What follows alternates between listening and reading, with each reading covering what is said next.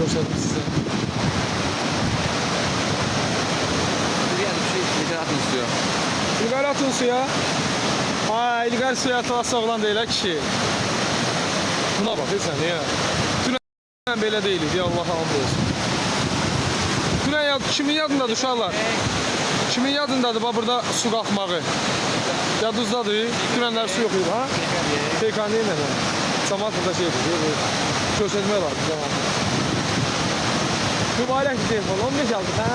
Neçə aldın bura? 2,5. Ayda bir nə qədər? Yaxşı. Başlığı nə qədər verdin? Zor nə? Qəşəng mübarək. Vay, buna 300 nəfər adam var ya, buna bak. Millət ögülüşü bir bura, Allah'a hamd olsun. Buna bakın uşaqlar.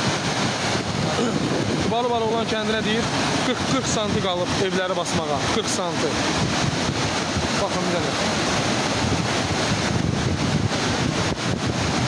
Bəzilərinə hə, çox kilib özlər. Bəzilərinə gülüb, bəli.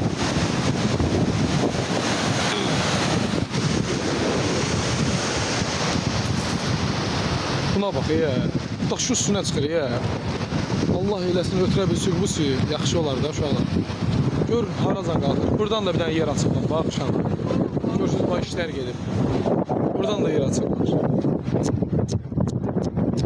Allah iraq eləsin, bu nədir? Amin, amin. Dünən demişdi, zanlı açmamsan, amma bu günləri açdı. Vay, vay, vay, vay. Əli qalxır, getdikcə, Əli. Getdikcə qalxır sənin. Buna bax, daşı üstünə çıxır, uşaqlar ona bax. Allah kömək olsun. Bəli, bura haradır? Hacıqabul rayonu Rəzbər kəndi. Hacıqabul rayonu Rəzbər kəndi.